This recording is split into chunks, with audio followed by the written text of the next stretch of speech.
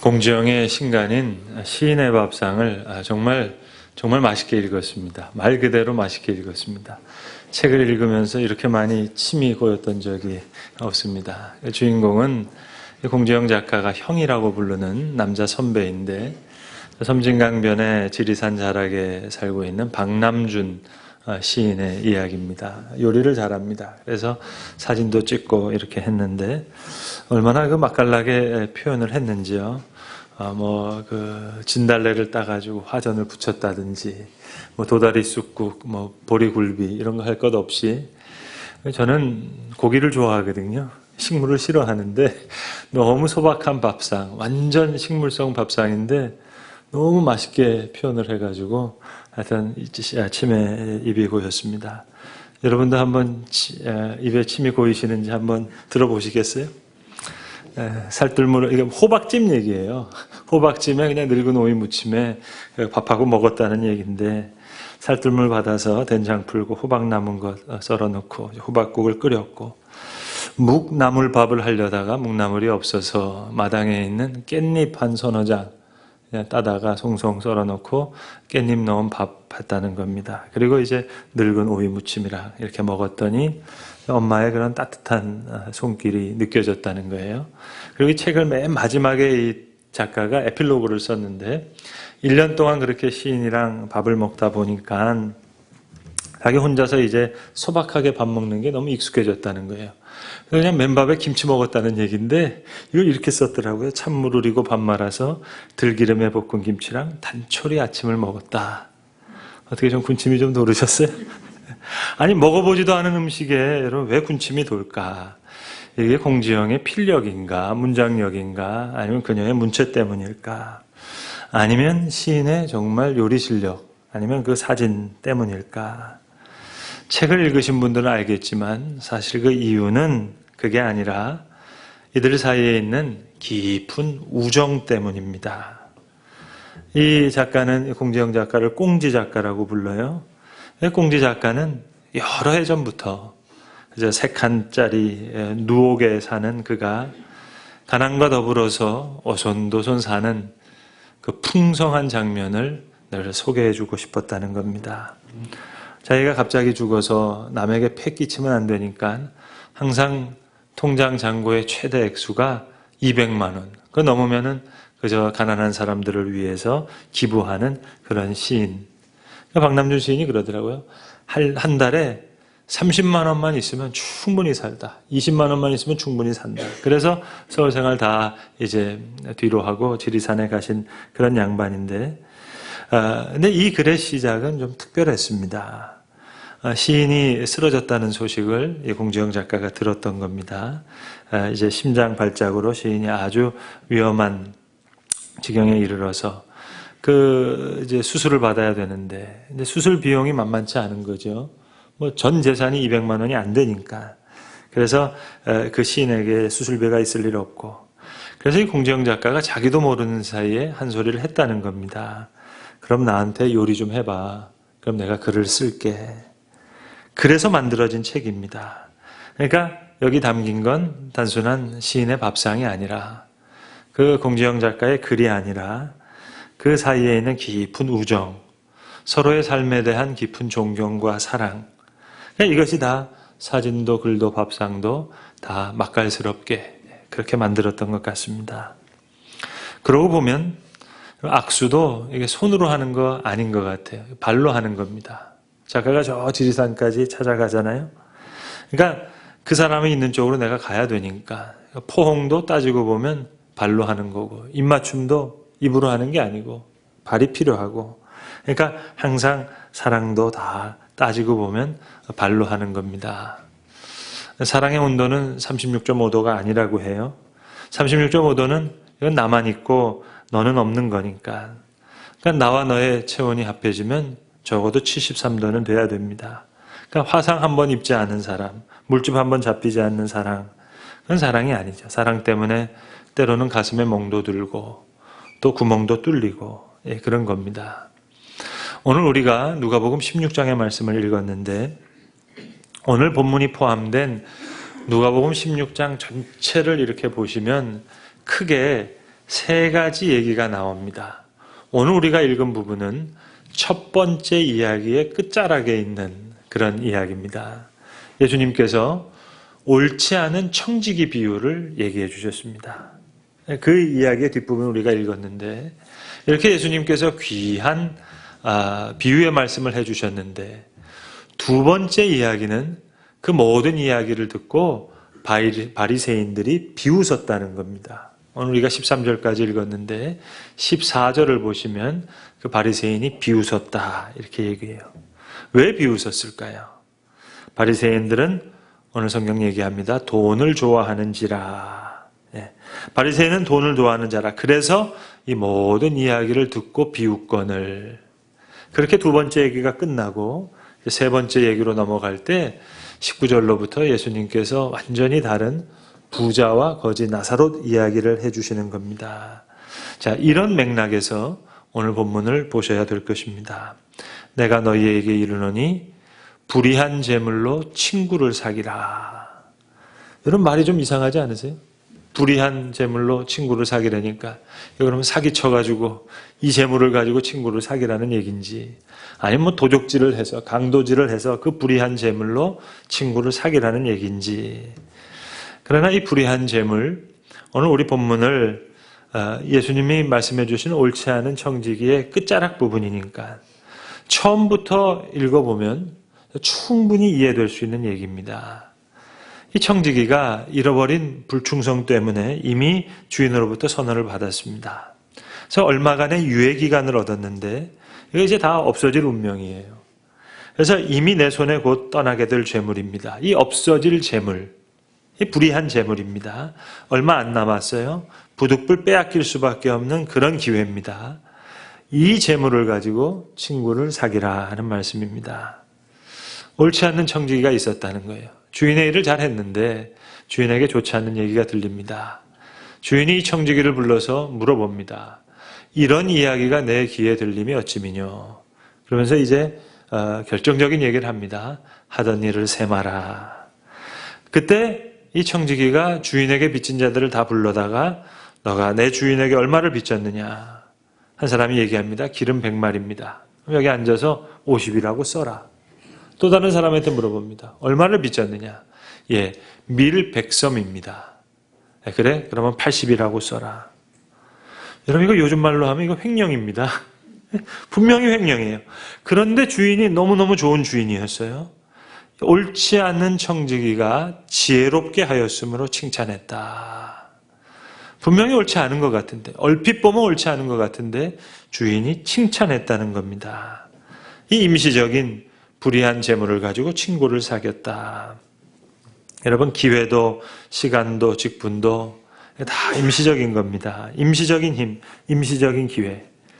여기는 본문에 나오는 불의한 재물, 맘몬이라는 말입니다. 헬라어로. 그 맘몬. 13절에서 다시 말씀하시는 하나님과 맘몬, 재물을 겸하여 섬길 수 없는 그 맘몬, 맘모니즘의 맘몬을 가지고 친구를 사귀라. 여러분 돈을 주인으로 섬기면 이것처럼 고약한 주인이 없습니다. 아주 지독한 주인이 됩니다. 그런데 돈을 종으로 부리면 이것처럼 성실한 종은 없어요.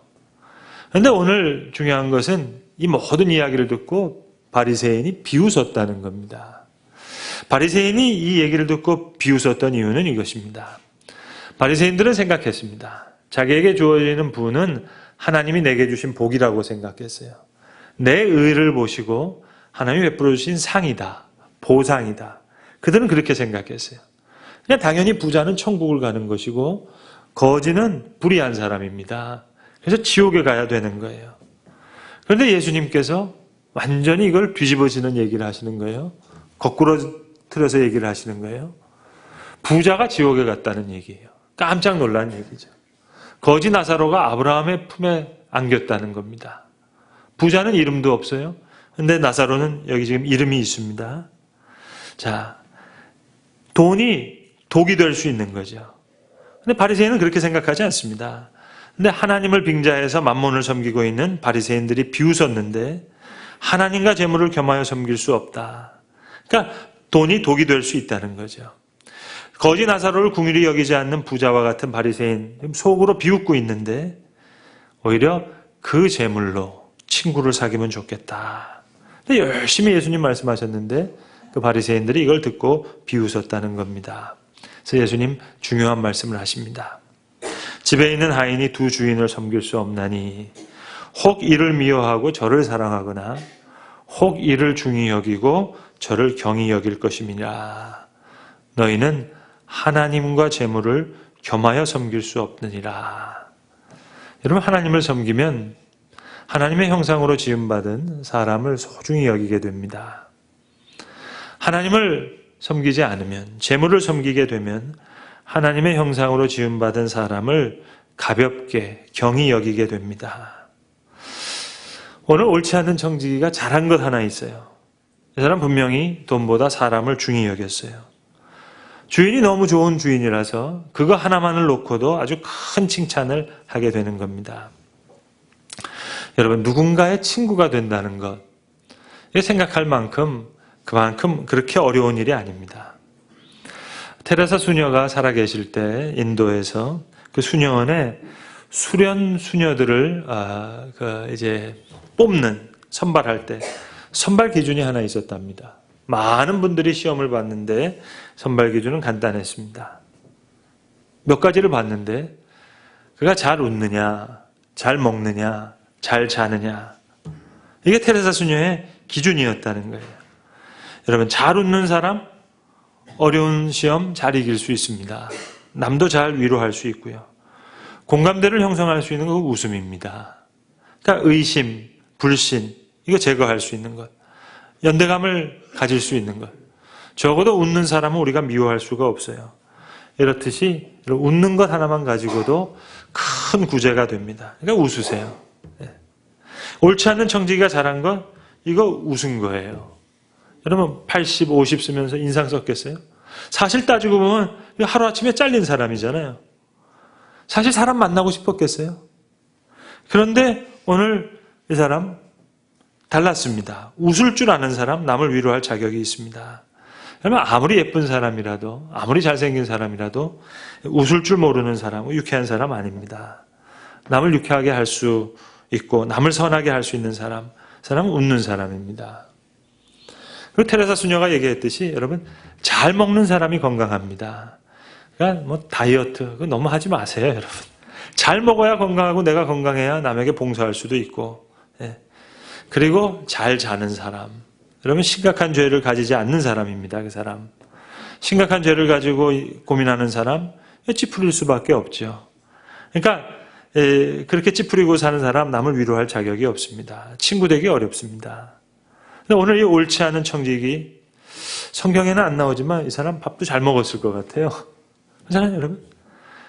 여러분, 잘 먹었을 것 같아요? 안 먹었을 것 같아요? 이 사람 잠 잘 잤겠어요? 안 잤겠어요? 사실 따지고 보면 고민이 많잖아요. 잠 잘 못 잘 것 같은데 제 생각에 이 사람 잘 잤을 것 같아요.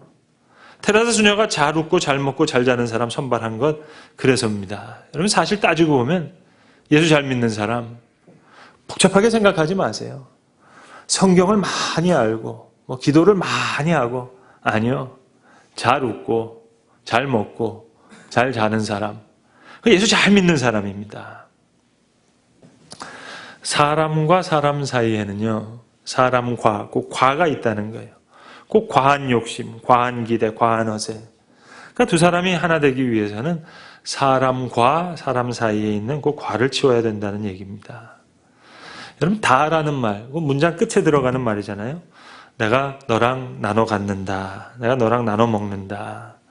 근데 우리가 어떨 때 앞뒤 분간 못하는 바보가 되면 이게 꼭 뒤에 갈 문장이 이게 앞에 올 때가 있거든요. 그러니까 다 가져야겠다. 다 먹어야겠다. 이 돈이 주인 되면 이렇게 고약해진다고요. 옳지 않는 청지기.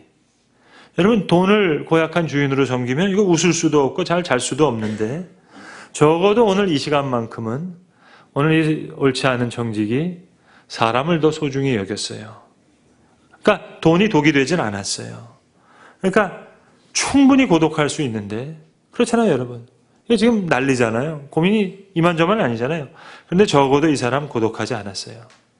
사람 만나기 싫을 것 같은데 사람 만났어요. 여러분, 아무튼 고독은 죄입니다. 죄 중에도 고독은 큰 죄입니다. 사랑이 없는 거니까 말입니다. 그러니까 고통보다 고독이 훨씬 더 큰 고통이에요. 고독은 사람이 곁에 없는 거예요.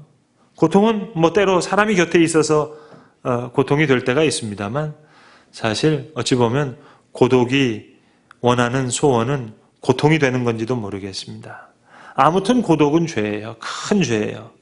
적어도 이 옳지 않은 정직이 오늘 충분히 고독할 수 있었는데 적어도 고독하지 않아요. 칭찬받아 마땅할 일입니다. 친구를 사귀는 이 옳지 않은 청지기를 주인이 칭찬하시는 거예요. 그리고 오히려 북돋아 주는 거예요. 불의한 재물로 친구를 사귀라. 그리하면 그 재물이 없어질 때에 그들이 너희를 영주할 처소로 영접하리라. 또 하나 있습니다. 오늘 이 옳지 않은 청지기, 사랑한 것만이 아니에요. 이 사람 적어도 사랑받는 것에 대한 믿음이 있습니다. 여러분, 내가 사랑을 주노라, 내가 희생하노라, 너무 큰 소리 치지 마세요. 그런데 때로 피곤하게 만드는 소리일 수 있습니다. 내가 이렇게 큰 사랑을 받고 있다. 내가 이렇게 큰 사랑 안에 있다. 베푼 거 별로 없는데 내가 영주할 처소로 영접해요. 사랑하는 것만큼 여러분, 사랑받는 것에 대한 믿음, 이게 참 중요합니다. 적어도 오늘 이 청지기, 옳지 않은 청지기 같지만 아니요, 사랑받는 것에 대한 믿음이 충만하다고요. 여러분, 너무 고독해하지 마세요. 내 마음이 은혜롭지 못하기 때문에 사랑도 받지 못하고 또 사랑을 믿지 못하고 받아들이지 못하는 겁니다. 나를 향한 하나님의 사랑이 있어요. 성도들의 사랑도 있고 또 사랑하는 가족의 사랑이 여기 있습니다. 그러니까 사랑하는 것만큼 사랑받는 것에 대한 믿음 소중합니다. 여러분, 부부지간에도 잘 보세요. 그저 어떨 때는 사랑하는지 사랑하지 않는지 모르고 삽니다. 그냥저냥 살 때에는 사랑의 대화도 많이 부족합니다.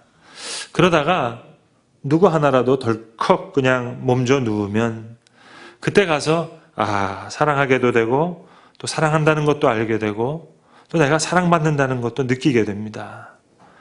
그러니까 인생 24시가 아니라 인생 25시에서 비로소 사랑의 소통이 효과를 냅니다. 사업이 형통할 때, 바쁠 때, 사랑을 하는지 안 하는지 잘 알지 못할 때가 많아요. 그런데 실패하고 공경이 처할 때, 그때 이 사람이 나를 사랑하는구나. 내가 이 사람을 사랑하는구나. 사랑이, 내가 사랑하는 사람이 이 사람이었구나 하고 깨닫게 됩니다. 마음 깊은 곳에서부터 사랑의 소통이 이루어집니다. 자식 간의 관계에도 그래요.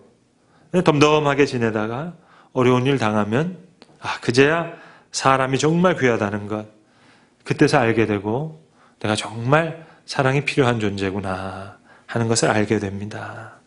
이 옳지 않은 청지기, 부러운 것 하나 있어요. 사랑에 대한 믿음이 확실해요. 적어도 고독해지지 않았어요. 분명히 고독할 만한데 여러분, 고민이 많았을 거 아니겠어요? 이제 뭘 먹고 살지? 그러나 이 사람 절대로 고독해지지 않았습니다. 이렇게 하면 나는 사랑받을 것이다. 사랑만 한 것이 아니라 사랑받는 것에 대한 큰 믿음이 있었어요. 윌리엄 레일리라고 하는 분이 쓴 성공적인 인간관계, Successful Relationship이라는 제목의 책이 있는데 그 책에서 그는 인간관계에 대해서 네 차원의 그 차원으로 이걸 구분해 놨습니다. 의식적인 차원에서 네 가지 차원이 있다는 거예요. 첫 번째 차원은 폐쇄적인 사람입니다. Closed mind, 완전히 닫혀졌다는 거예요. 마음을 꽉 닫고 삽니다. 그러니까 누구를 만나든지 무슨 말을 듣든지 가리지 않고 그냥 콧방귀 끼는 거예요. 아마 오늘 본문에 나오는 바리새인들이 그런 사람들이 아니었나 생각합니다. 한마디 듣고 나서 웃기고 있네. 도무지 마음을 열어주지 않아요. 마음이 완전히 닫혀 있어요. 친구가 될 수 없죠. 친구가 사귈 수 없죠. 두 번째를 오픈 마인드라고 했는데 작가는 여기에 하나를 덧붙였습니다.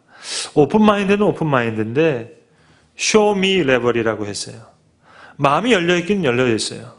남의 말을 들어주긴 합니다. 그런데 show me, 증거를 요구한다는 거예요. 그러니까 듣기는 듣는데 물어보는 질문이 많아요. show me. 이 사람이 이걸 사랑으로 착각한다는 거죠. 이 역시 사람을 좀 괴롭히는 겁니다. 그러니까 여러분 우연히 길을 가다가 누굴 만나시면 그냥 안녕하십니까 그렇게만 인사하세요. 어디 가십니까? 그렇게 묻지 마시고. 그렇잖아요. show me, 증거를 요구하는 거 이게 피곤합니다. 세 번째 레벨을 confidence 레벨이라 그랬어요. 신뢰형이라 그랬어요. 협조해요. 친절하게까지 합니다. 그런데 이 사람은 어디까지나 자신의 신뢰성을 위해서 타당성을 요구한다는 거예요. 왜 그럴 수 있느냐? 이유를 늘 생각하기 때문에 이 역시 편치 않은 상대가 됩니다. 편안한 상대가 못 됩니다. 자, 예컨대 남편이 지금 집에 밤에 늦게 들어왔어요. 그러면 첫 번째 폐쇄형의 아내는 왜 늦었는지 묻지도 않고 따지지도 않고 그냥 욕부터 합니다. 그까지 거짓말 변명 내 들을 것 없다고. 이제 앞으로 입도 뻥끗하지 말라고. 당신 나쁜 사람이라고. 이게 closed mind. 친구 되기 힘듭니다, 여러분.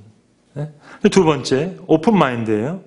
그런데 show me, 자꾸만 뭘 보여달라는 거예요. 왜 이렇게 늦도록 어디 갔냐고, 무슨 일 했냐고, 무슨 나쁜 일이 있었냐고. 여러분 깊은 관심인 것 같지만 이거 이유 다 이야기해 주려면 힘듭니다. 만약 좋지 않은 일이라면 상기하면서 이야기하려면 그것도 기분 나쁜 노릇이잖아요. 그런가 하면 세 번째 유형, 신뢰형. 그 아내는 이렇게 얘기합니다. 토닥거리는 것처럼 보여요. 회사에서 일을 너무 많이 시키는군요. 그러니까 월급을 좀 더 올려받아야 되겠다고. 당신 너무 고생 많이 하니까. 여러분 위하는 척하지만 이것도 사람 피곤하게 만드는 겁니다. 근데 네 번째 마지막 유형이 있다는 거죠. 이게 belief level, 신앙형입니다. 여보 피곤하냐고, 주무시기 전에 뭐 좀 드실래요? 위로하고 그 다음에 더는 딴소리가 없습니다. 이번 영어로 얘기하면 이랬어요. Anything you say is okay. 당신이 뭐라고 말하든 다 좋다는 겁니다. 여러분 오늘 본문에 나오는 옳지 않은 청지기, 이 굳이 내 유형으로 따져보면 이 사람 네 번째 유형의 사람이에요. 기름 100말 50 오케이. 백성 80. 돈을 아주 신실한 종처럼 부리는 사람이에요. 적어도 주인처럼 섬기진 않아요. 그러니까 돈이 독이 안 돼요. 요 시간만큼은. 그리고 사랑하는 사람이에요. 그리고 사랑받는 것에 대한 믿음이 있는 사람이에요. 사랑하는 것에 대해서도 의심이 없고 사랑받는 것에 대해도 의심이 없어요. 당신 말하는 건 무엇이든지 다 옳다. 당신이 좋아하는 건 나도 좋고 당신 말하는 거 다 사실이고 당신 옳다는 거 내게도 옳다. 그렇게 믿고 있어요. 무슨 지금 설명이 따로 할 필요가 없어요. 달리 물을 필요도 없어요. 기름 100말 50말 백섬 80. 말 안 해도 이 사람 믿고 있어요. 나중에 지금 설렁탕 한 그릇 먹을 거 지금 믿고 있어요. 갈비탕 한 그릇 지금 대접받을 거라는 확실한 믿음이 있어요. 신앙형의 사람이라니까요. 불의한 재물로 친구를 사귀는 것 같지만 이 사람은 아주 지혜로운 사람이에요. 왜요? 요 시간만큼은 정말 사랑하고 있으니까. 사랑에 대한 믿음이 있으니까. 어거스틴은 인간은 그가 알고 있는 것에 대해서 평가되는 것이 아니라 그가 사랑하는 것에 따라서 평가된다 그랬습니다. 여러분, 사람의 값이 어디 있습니까? 그가 알고 있는 것으로 평가되는 게 아닙니다. 많이 안다고 여러분 값이 높은 사람일까요? 그렇지 않죠. 지위가 높고 돈이 많아야 행복한 사람이겠습니까? 결코 그렇지 않습니다. 모름지기 얼마나 사랑하고 또 얼마나 사랑받느냐 거기에 달려 있어요. 사랑의 질이 문제예요. 사랑의 지혜가 문제예요. 이기적인 사랑, 사람을 악하게 만듭니다. 무례한 사랑, 사랑의 이름으로 많은 사람 괴롭힙니다. 사랑한다고 하면서 시기 질투가 많아요. 선한 사랑이어야 되겠고 정말 지혜로운 사랑이어야 되겠고 거듭난 사랑이어야 되겠습니다. 이 옳지 않은 정직이 그런 면에서 지혜로웠어요. 여러분. 생각해보면 잠이 안 올 것 같은데 천만에요. 사람도 못 만날 것 같은데 창피해서 아니 천만에요. 다 수용하고 있어요. 주인이 잘못했다 평가한 것도 다 수용하고 요만큼 시간 남았다는 것도 다 수용하고 그리고 어찌 보면 잘 웃고 잘 먹고 잘 자는 거예요. 사랑하는 사람이에요. 또 사랑받으려고 하는 사람이에요. 적어도 하나님과 재물을 겸하여 섬길 사람 아니에요. 돈보다 사람을 더 소중히 여기는 사람이에요. 그 친구를 사귀는 사람이에요. 지혜로운 청직이에요. 이 시간만큼은 돈이 독이 되지 않아요. 돈이 고약한 주인이 아니에요. 아주 신실한 종이 되고 있어요. 바리새인이 아무리 비웃는다 해도 하나님 보실 때에는 이 사람이 사랑하는 자가 되고 사랑받는 자가 되는 겁니다. 오늘도 사랑하는 자가 되고 사랑받는 자가 되어서 내가 기쁘고 남을 기쁘게 하는, 여기에 주인을 기쁘게 하는, 주인이 지혜롭게 생각하는 비밀이 있는 것입니다. 기도하겠습니다. 아버지 하나님, 옳지 않는 청직이 같사오나 주인의 평가 앞에 겸손히 이것을 다 수용하고 또 웃음으로 사랑하는 자가 되고 또 편히 쉼을 얻기를 바라는 사랑받는 자가 되고자 하는 이 지혜를 우리가 본받게 하여 주시옵소서. 아버지 하나님, 서로 돕고 서로 섬길 뿐만 아니라 사랑에 대한 믿음을 가지고 절대로 고독하지 않은 하나님의 사람이 되게 하시옵소서. 고독이 무엇보다 큰 죄임을 알게 하시고 아버지 하나님, 사랑하며 사랑받는 하나님의 자녀들로 우리를 세워주시옵소서. 우리 주 예수 그리스도의 이름으로 기도합니다. 아멘.